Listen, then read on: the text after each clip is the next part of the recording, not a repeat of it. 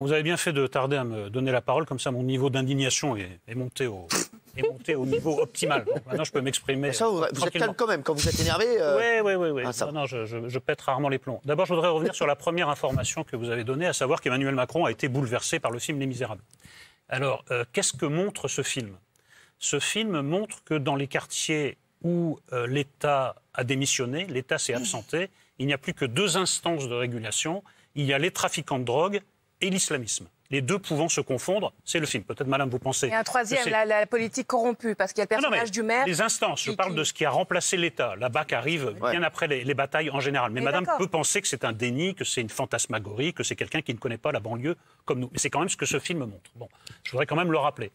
C'est le sujet précis de ce film. C'est une fiction. Ensuite, oui peut-être, mais qui a l'air de bouleverser notre président qui découvre la banlieue. Je trouve ça un peu inquiétant pour la France. Alors j'ai répondu non, parce que répondre oui, ça voudrait dire cautionner le fait de vouloir brûler vif un flic dans sa bagnole. Tu peux comprendre sans tolérer.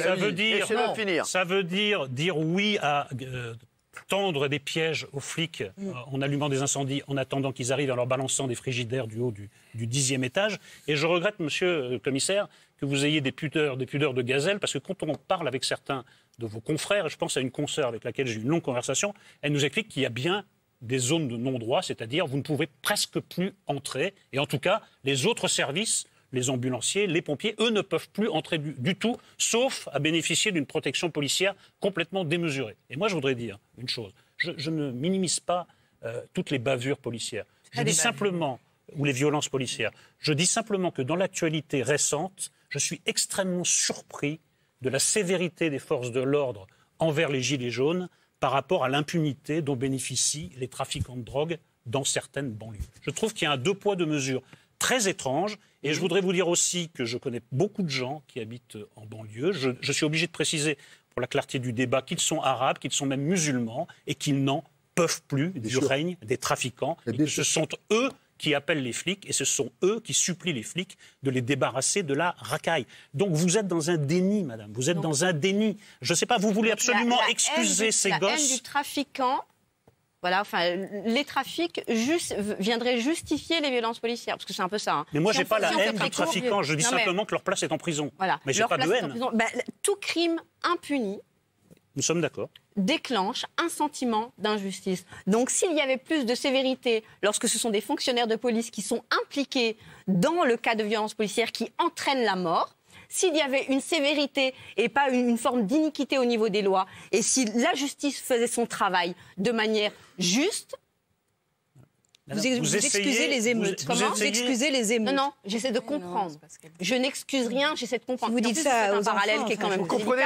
Vous parlez des Gilets jaunes aujourd'hui. Oui, je suis surpris. Depuis un an avec les Gilets jaunes, il se trouve que c'est répertorié. Il y a des gens comme David Dufresne qui font un travail, voilà. On sait qu'il y a tant d'éborgnés, tant de mutilés. On sait qu'il y a eu des morts de manière collatérale, certes. Donc avec la mort de Zineb Redouane le 1er décembre dernier, à Marseille, la mort de Steve. Là, moi, je vous parle en fait de cette montée de l'autoritarisme et de tout sécuritaire au détriment de la population. Parce qu'aujourd'hui, les violences des Gilets jaunes, elles sont visibles parce qu'elles sont médiatisées. Tout simplement. Il n'y a pas eu de recension des violences policières commises en banlieue. On va parler du fameux lanceur de balles de défense. Est-ce que vous savez que depuis 1995, il est utilisé dans les banlieues par les policiers de la BAC. Et il a été même utilisé, enfin, on l'a testé à Mantes-la-Jolie, dans le quartier du Val-Fouré. On n'a pas dénombré le nombre de mutilés ou d'éborgnés, mais il y en a eu un récemment. Un jeune qui s'appelle Mamadou, qui a été touché par un tir de flashball il y a quelques jours à Mantes-la-Jolie suite aux émeutes. Je vous dis simplement que votre vision qu'il y a des braves gosses qui traînent et puis des méchants policiers qui arrivent, ça ne correspond pas à la réalité. Parce qu'il y a des quartiers entiers où ces braves gosses sont enrôlés par des trafiquants plus haut placés. Mais en fait, moi, je vous demande de venir... C'est ça, c'est ça qu'on essaye de briser. Mais on les connaît, ces quartiers. Quittez votre petit confort et venez dans ces quartiers. Mais qu'est-ce que vous savez de mon petit confort, est-ce que vous savez où j'habite? Je vous parle. Est-ce que vous savez où j'habite? Ne parlez pas sans savoir. Vous ne connaissez pas ma réalité.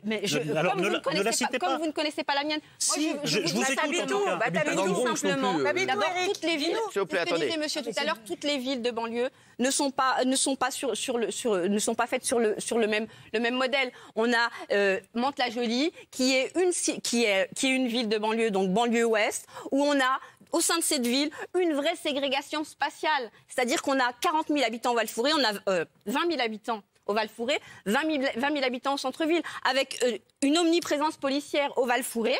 Et on peut croiser quelques Madame, policiers je viens de vous municipaux expliquer que ce sont les gens qui appellent les policiers parce qu'ils ont Excusez-moi, il y a l'animateur qui décède, vous en foutez. Bah oui. Excusez-nous. J'essayais de... Franchement, je vous aime beaucoup, ça me fait de la peine quand même. J'essayais de cacher l'incident. Ouais. Ce sont les gens de ces cités qui n'en peuvent plus. Arrêtez d'opposer les uns aux autres. Je ne nie pas ça. Et en tant qu'adulte, évidemment, qu'on ne dit pas à nos gamins le matin, écoute, il est 8h30, tu vas aller cramer une ou deux poubelles. Bien sûr. Non, non. Le problème, il est sociétal. Mais pas absolument.